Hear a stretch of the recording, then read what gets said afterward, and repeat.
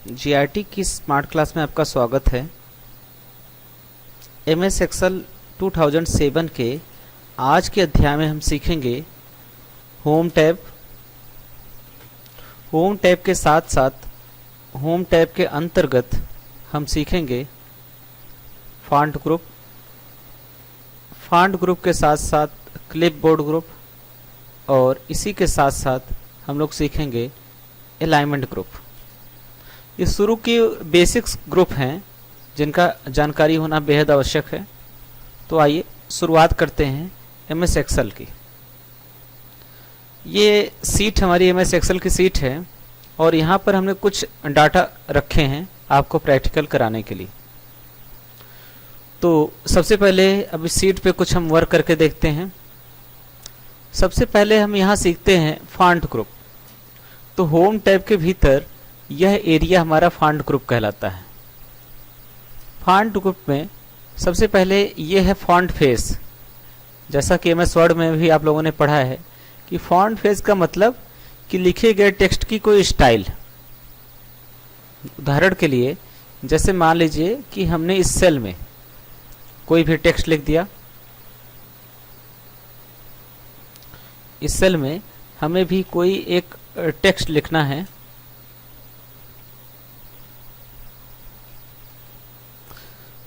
तो हमने टेक्स्ट में कुछ सेल रखा है। अब इस सेल को हम सेलेक्ट करते हैं। हमें सबसे पहले क्या करना होगा, इस पूरे सेल में लिखे गए टेक्स्ट को हमने सेलेक्ट कर लिया। अब जैसे ही हम यहाँ फॉन्ट में आते हैं और यहाँ से हम इसका फॉन्ट फेस चेंज करते हैं, तुरंत ही इसकी लिखावट चेंज होती है। तो फॉन्ट फेस का मतलब ये हुआ लिखने का स्टाइल या लिखने का तरीका। यह चीज़ हमारा फॉन्ट फेस कहलाता है। तो देखिए लिखावट वही है, टेक्स्ट वही है, मैटर वही है, बस लिखने का तरीका यहाँ पर कुछ बदल गया है और यह चीज़ हमारा कहलाता है फॉन्ट फेस। तो फॉन्ट फेस का मतलब ही होता है लिखने का तरीका। अब अगर इसकी साइज को बढ़ाना है तो यहाँ पर ऑप्शन है आपकी फॉन्ट साइज का। यहाँ पे क्लिक करें और जैसे जैसे आप इसकी साइज को बड़ा करते जाएंगे आपकी लिखावट अपने आप बड़ी होती जाएगी। ठीक है। तो यहाँ से हम अगर ध्यान दें तो ये हिस्सा हमारा क्या है, ये हिस्सा हमारा एक सेल है और उस सेल में ये लिखा गया मैटर है। तो पूरी की पूरी एक्सेल सीट अलग अलग सेलों से मिलकर बना है। ये एक अलग सेल है, ये एक अलग सेल है, उसी के साथ ही साथ अलग अलग प्रकार के ढेर सारे सेल हैं। हमें इन सेलों में लिखना होता है। तो सेलों में लिखने से पहले हमें इसका एक बेसिक कॉन्सेप्ट पता होना चाहिए। लिखना तो इजी है, लेकिन अगर सेल को एडिट करना है, इस सेल में कोई मैटर आपको चेंज करना है, तो उस मैटर के परिवर्तन के लिए आपको या तो इस सेल पर डबल क्लिक करना है, देन आप मैटर को मिटा के कुछ भी लिख सकते हैं। जैसे राम को मिटा के हमें लिखना है SHYAM, श्याम। या तो ये काम करिए, या दूसरा वर्क आपका है यहाँ पे क्लिक करके आप F2 बटन दबाएं तो ऑटोमेटिक आपका कर्सर इस सेल के अंदर आ जाएगा। ठीक। तो आइए अब हम लोग सीखते हैं इसको बड़ा करना। सबसे पहले सेल पे क्लिक करें, यह टेक्स्ट सेलेक्ट हो गया है। अब आप यहाँ पे क्लिक करेंगे तो इसकी वैल्यू स्टेप बाय स्टेप बढ़ती जाएगी। घटाने के लिए श्रिंक फॉन्ट, बढ़ाने के लिए ग्रो फॉन्ट। जैसे एमएस वर्ड में होता था सेम उसी प्रकार से है यहाँ पे दोनों, ग्रो एंड श्रिंक, लेकिन यहाँ पे उनके नाम बदल दिए गए हैं। एक का नाम है इंक्रीज फॉन्ट साइज और दूसरे का नाम है डिक्रीज फॉन्ट साइज। इंक्रीज का मतलब होता है बढ़ाना और डिक्रीज का मतलब होता है घटाना। उसके साथ ही साथ अगर यहाँ पे लिखे गए टेक्स्ट को आप बोल्ड करना चाहते हैं तो सबसे पहले टेक्स्ट को सिलेक्ट कर लें। सेलेक्ट करने के बाद हम यहाँ बोल्ड के बटन पे जैसे क्लिक करेंगे ये लिखावट हमारी थोड़ी सी मोटी हो जाएगी, एक हेडिंग की तरह आ जाएगी और अब इसको कहते हैं बोल्ड। सेम इसको आप दोबारा सेलेक्ट कर लें और जैसे इटैलिक बटन पे क्लिक करेंगे तुरंत ही लिखावट हमारी थोड़ी सी तिरछी हो जाएगी और इसे हम लोग बोलते हैं इटैलिक। सेम इसी प्रकार से अगर आप यहाँ पे डबल क्लिक करें, डबल क्लिक करने के बाद पूरे टेक्स्ट को सेलेक्ट कर लें। सेलेक्ट करने के बाद अंडरलाइन के बटन पे क्लिक कर देंगे तो ये अंडरलाइन हो जाएगा। और अगर यहाँ पे आप क्लिक करें तो अंडरलाइन के बजाय आपको डबल अंडरलाइन का भी ऑप्शन मिलता है। अगर यहाँ पे क्लिक करें तो अंडरलाइन की संख्या 2 आ जाती है। उसके बाद अगर आप बॉर्डर लगाना चाहें, जैसे ये डाटा हमने बनाया है, अगर इस डाटा के चारों तरफ हमें बॉर्डर लगाना है तो सबसे पहले इस पूरे डाटा को हम सेलेक्ट कर लेंगे। सेलेक्ट करने के बाद फिर हम यहाँ पे आ जाएंगे बॉर्डर के ऑप्शन पे, और बॉर्डर के ऑप्शन पे आने के बाद इस पे क्लिक कर देंगे तो बॉटम बॉर्डर आ जाएगा, मीन्स इस डाटा के जस्ट नीचे एक बॉर्डर बन जाएगा। और अगर हम इसके लेफ्ट क्लिक कर देंगे तो लेफ्ट बॉर्डर आ जाएगा, यहाँ टॉप बॉर्डर, ये left border, right border and no border. इसके अलावा अगर हमने आउटसाइड बॉर्डर पे बटन पे क्लिक किया तो पूरे डाटा के चारों तरफ बॉर्डर आ जाएगा। और अगर भीतर के सेल पर भी हमें बॉर्डर बनाना है तो हम यहाँ पे क्लिक करके ऑल बॉर्डर के बटन पे क्लिक कर देंगे तो हर एक सेल के ऊपर एक एक बॉर्डर बनता चला जाएगा।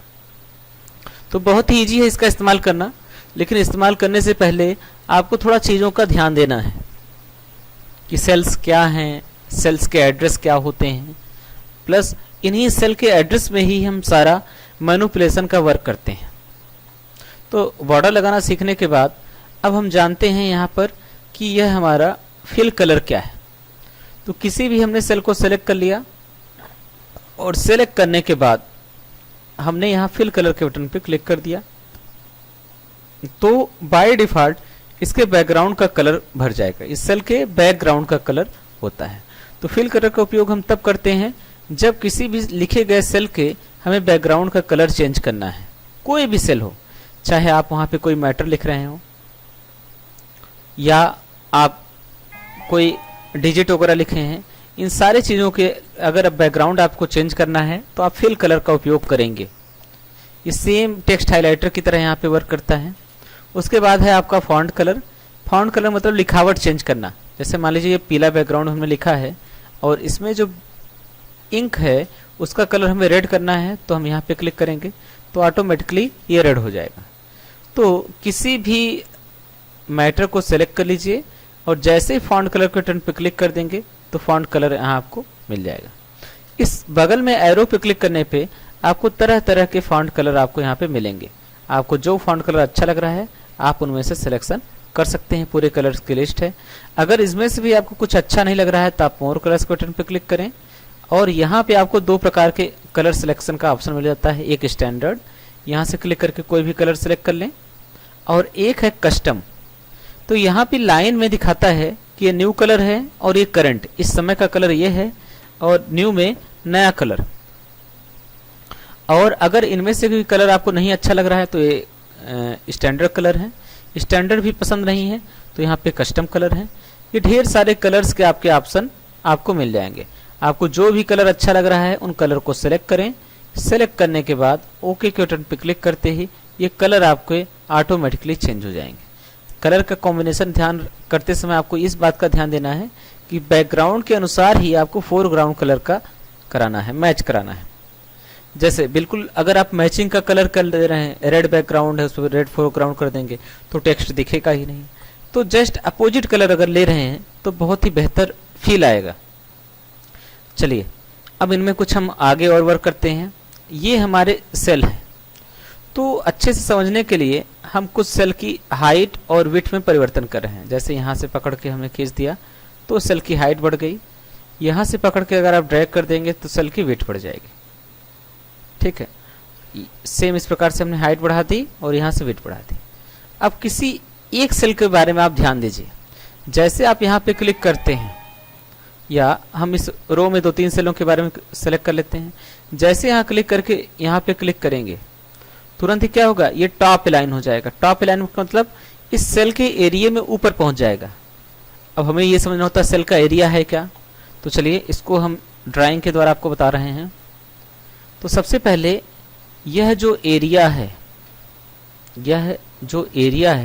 यह एक सेल का एरिया है, इसे बोलते हैं सेल एरिया। यह क्या है, ये दूसरे सेल का एरिया है। मतलब एक लिमिट है कि टेक्स्ट इसी एरिया के भीतर ही रहेगा, इससे बाहर नहीं जा सकता।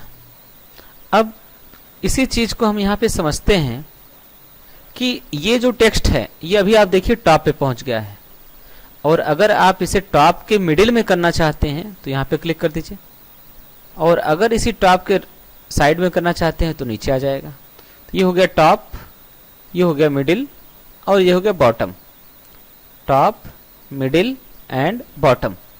सेम इसी प्रकार से अगर आपको लेफ्ट लाना है तो लेफ्ट क्लिक कर दीजिए, सेंटर में रखना है तो बीच में आ जाएगा, और राइट साइड में लाना है तो ये राइट। ये सारी चीज़ें अलाइनमेंट होती हैं।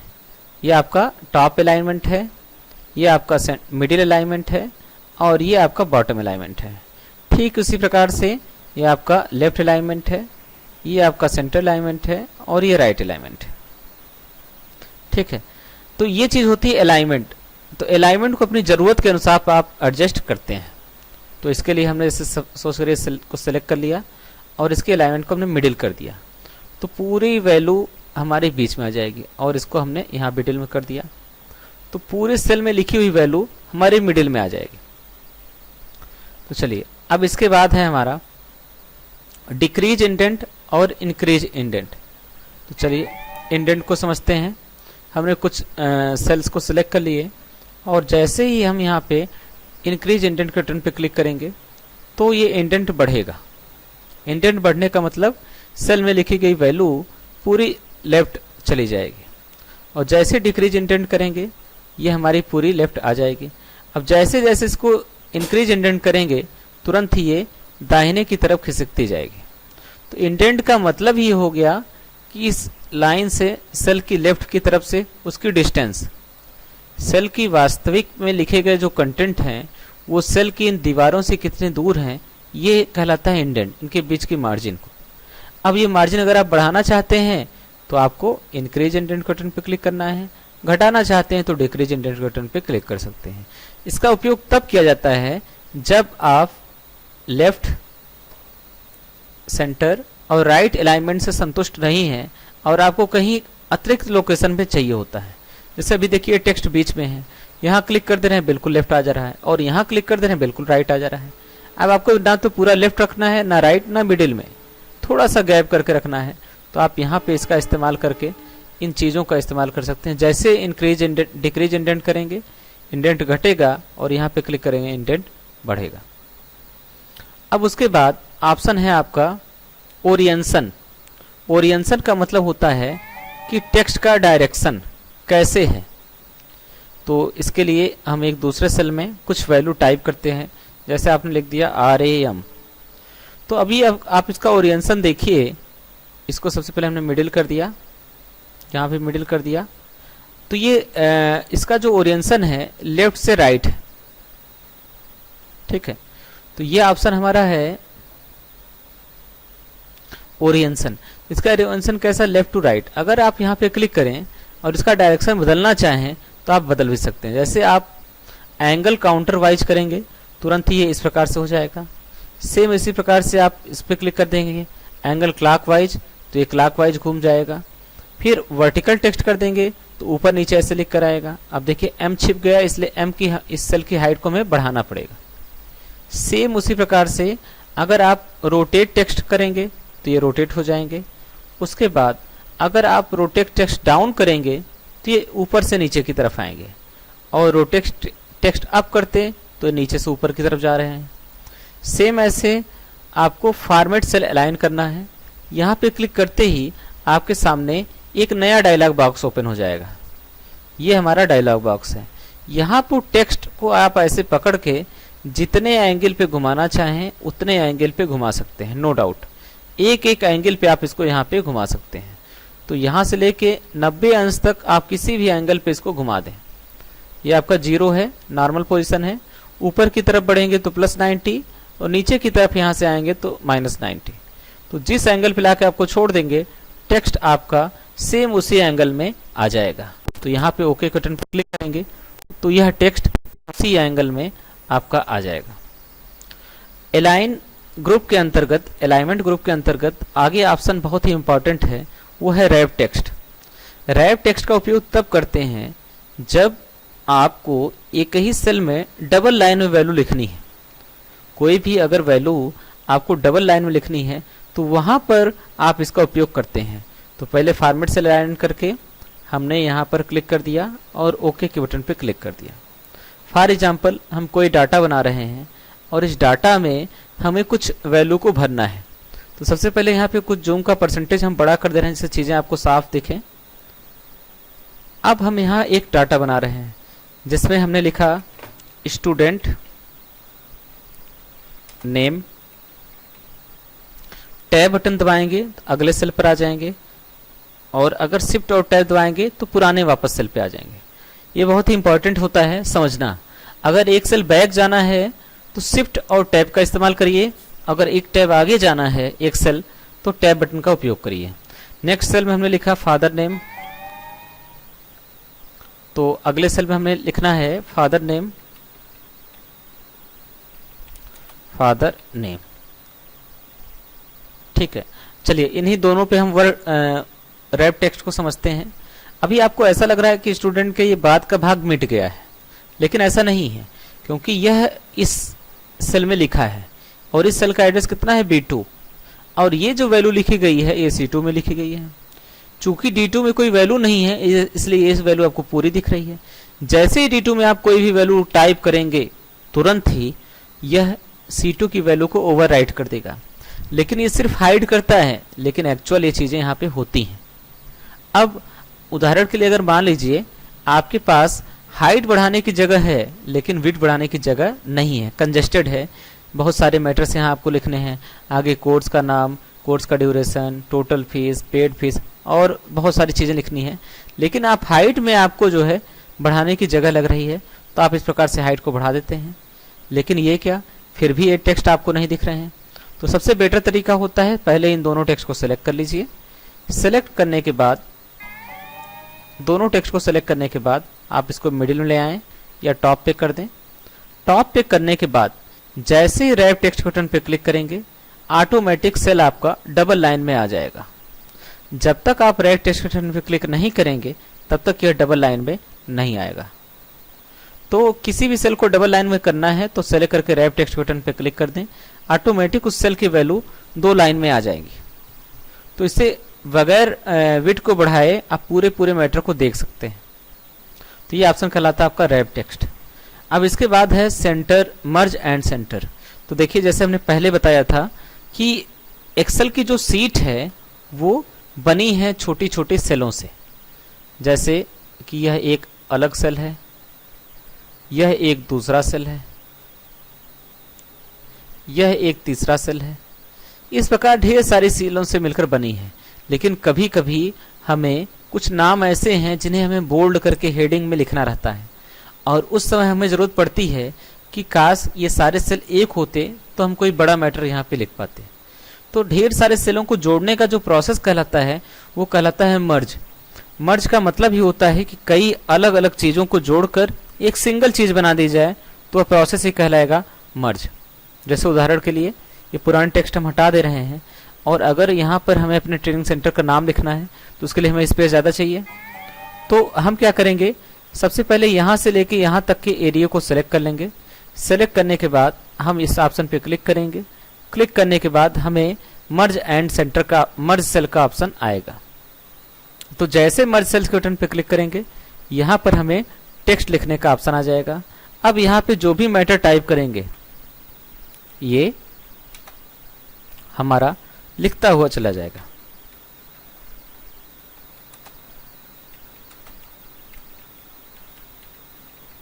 जबकि अगर हम इस सेल को मर्ज ना करते और यही सेम चीज हमें नीचे लिखनी होती तो शायद ये चीज पूरी ना आ पाती।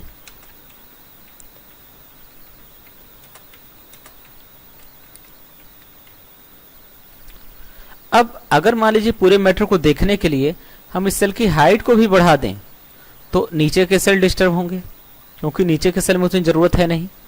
तो इसका बेटर सोल्यूशन होता है मर्ज करना। तो यहाँ पे क्या किया गया है, सेल, इतने सारे सेलों को मर्ज करके एक सेल बना दिया गया है। अब इसको हमने मिडिल कर दिया तो यह टेक्स्ट हमारा बीच में आ जाएगा। लेकिन टेक्स्ट को बीच में लाने के लिए पहले टेक्स्ट को सिलेक्ट करना होगा।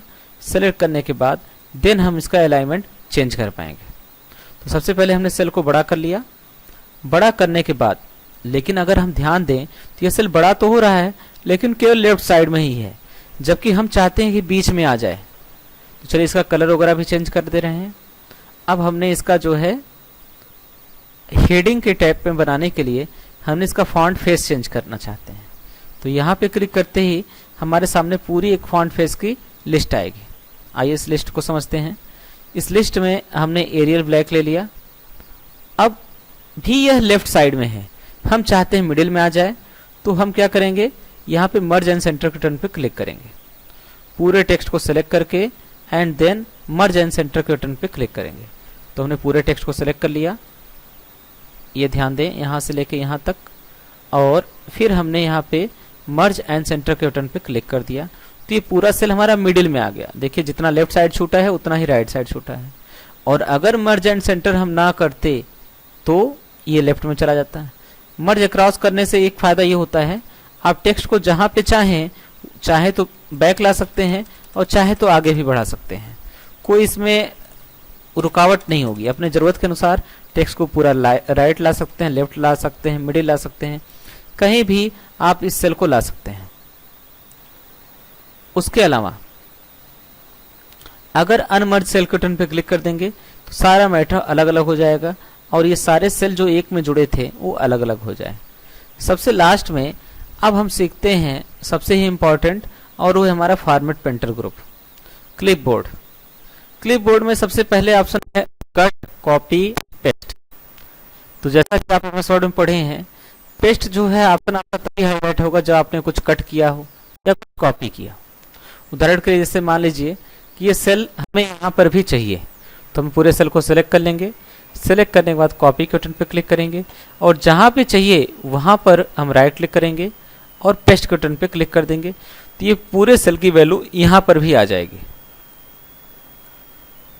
ये देखिए। लेकिन अगर हमें यह सेल यहाँ से उठाकर यहाँ पर ले जाने हैं तो हम क्या करेंगे, इस पूरे ऑप्शन को सिलेक्ट करेंगे एंड देन कट करेंगे। कट करने के बाद जहाँ पे ले जाने वहाँ पे क्लिक करेंगे और देन पेस्ट करेंगे, तो वो सारी चीज़ें हमें यहाँ पर दिखने लगेंगी। तो कट और कॉपी यही अंतर है, कॉपी में मैटर यहाँ पे भी रहेगा और यहाँ पे भी आ जाएगा।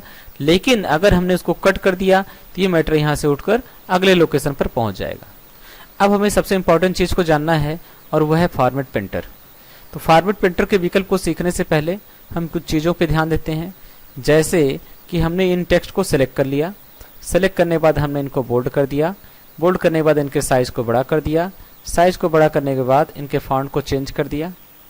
चलिए कोई दूसरा फॉन्ट लगा देते हैं। अब अगर आप गौर करें तो इनकी लिखावट कुछ और है।